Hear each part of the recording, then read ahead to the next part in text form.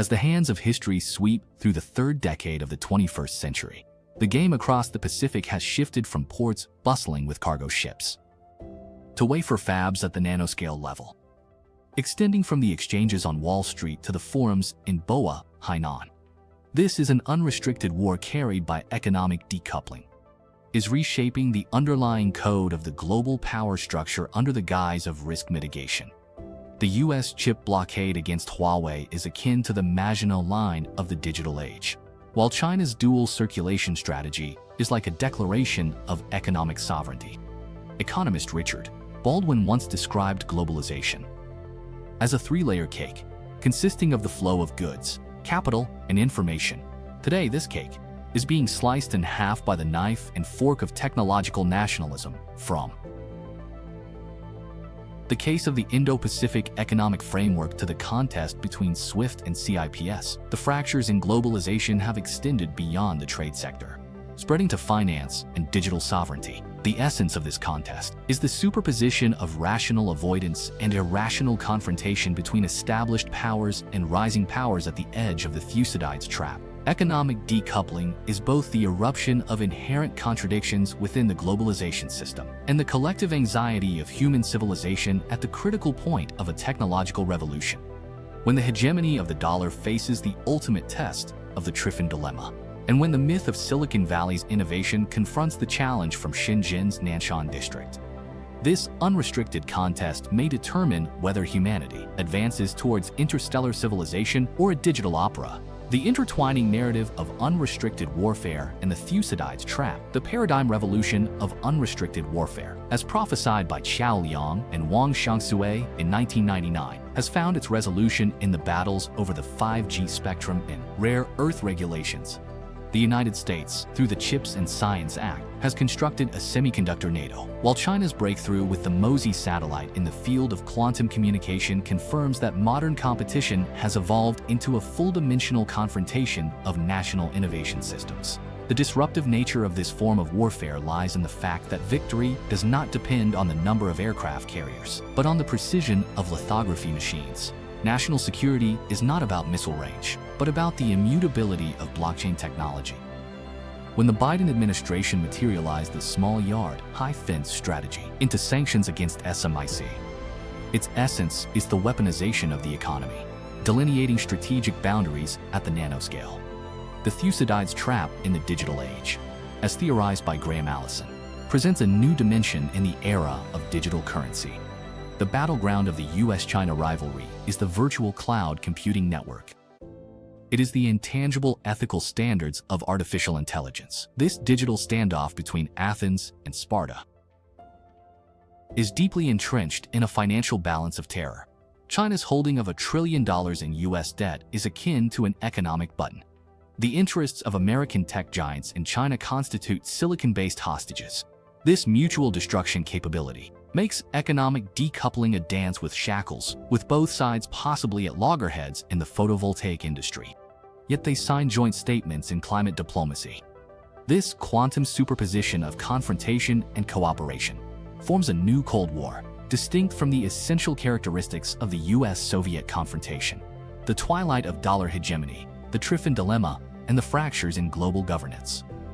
The modern manifestation of the Triffin dilemma, dollar hegemony, was once depicted by economist Mundell as the optimal currency area, but today's Triffin dilemma has evolved into the complete collapse of the impossible trinity. The United States wants to maintain the status of the global reserve currency, while also attempting to rebuild manufacturing through the Inflation Reduction Act and reshape American competitiveness through the America First Investment Act. This policy paradox has led to a de facto undermining of the foundation of dollar credibility. Data shows that in 2022, the dollar's share in global foreign exchange reserves fell to 58%, reaching a new low since 1995.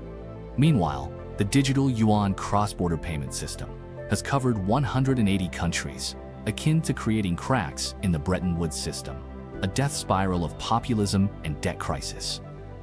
The inequality curse predicted by Piketty and Capital in the 21st century is coming true.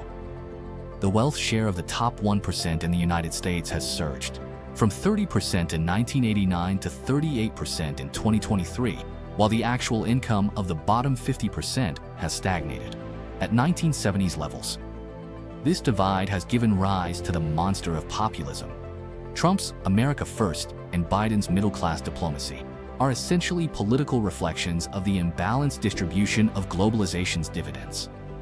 When the Federal Reserve's quantitative easing becomes a direct conduit for the wealth of the rich, and the monopoly profits of tech giants crush small and medium-sized enterprises, the tearing of the social contract becomes irreversible. This structural contradiction makes economic decoupling a convenient tool for politicians to shift blame. In the dynamics of economic decoupling, the deep logic of the strategic choices between China and the US is reflected in the breakthrough of Shanghai Microelectronics' 28nm lithography machine. This is not only a victory in technological breakthroughs, but also an awakening of economic sovereignty consciousness, from trading market access for technology to building a nation through innovation. Behind this paradigm shift is the deeply painful wound of being at the center. The rise of Huawei's Harmony OS against the odds validates economist Maria Mercado's theory of innovation resilience. Sanctions have instead stimulated the explosive power of the local innovation ecosystem. But the cost is equally heavy. In 2022, China's chip imports fell by 15%, yet it had to reinvest in mature process technology. And this kind of innovation involution might delay the pace of industrial upgrading. Meanwhile, the dilemma for the eagle sauce is the paradox of hegemonic ambitions and industrial reshoring. The $52 billion subsidy from the U.S. CHIPS Act and the America First Investment Act seems grand, yet it can hardly conceal the deep-seated contradictions of manufacturing reshoring. The construction cost of TSMC's Arizona plant in the U.S. is more than 4 times that in Taiwan, and the production expansion has been delayed by 3 years. This exposes the systemic issues of 30 years of deindustrialization. More critically, it highlights the backlash of technological nationalism. NVIDIA's custom 800 chip for China reflects a strategic split, attempting to circumvent bans while also trying to maintain market presence. This reflects the collective anxiety and fracture of the American tech industry under political pressure, along with the quantum entanglement effect of symbiotic globalization. The paradox of Tesla's Shanghai Gigafactory is that it is both a money-printing machine for Musk and a big fish in China's new energy industry, perfectly illustrating the quantum state. In the fission of globalization, this antagonistic interdependence is particularly evident. In the semiconductor field, the United States needs China's rare earth refining capabilities. China relies on ASML's DUV lithography machines, forming a peculiar balance in the mixed spectrum effect of mutual entanglement. Nobel laureate economist Angus Deaton pointed out that the economic security of the 21st century depends on the art of rebuilding fragile balances amid fractures. When TSMC performs a technological ballet between the US and China, and when CATL builds a factory in Hungary to avoid geopolitical risks, it critiques the possibility of a new Cold War approach at the corporate level. One world, two systems. Comparing the US-Soviet Cold War with the current technological standoff, regardless of the shifts in time and space, or the content of the competition, it is essentially a competition for future world leadership. The US-Soviet competition focused on space and nuclear weapons, while the US-China rivalry is about AI and quantum supremacy. As economic ties, in 1980, the US-Soviet trade volume was only $2 billion, whereas today, the daily trade volume between the US and China is significant. $1.8 billion. The contrast between capitalism and socialism now compares digital authoritarianism and technological democracy, highlighting ideological shortcomings in the struggle for discourse power.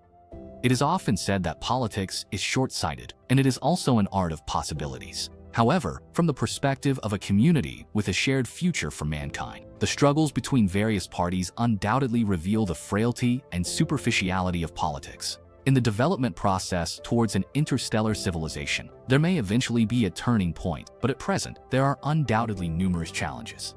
Humans are still purely two-dimensional carbon-based organisms, but the complete descent of digital ironwood faces threefold obstacles. The spaghetti bowl effect of the global supply chain is difficult to deconstruct. The climate crisis requires joint technological solutions from China and the United States. The anchoring effect of transnational capital interests is at the crossroads of humanity's destiny. The dilemma of civilization under the logic of confrontation, the countdown to methane release from Arctic permafrost, and the ideological infiltration by TikTok's algorithm recommendations seem unrelated, but they actually stem from the same source, both reflecting the dilemma of collective human action.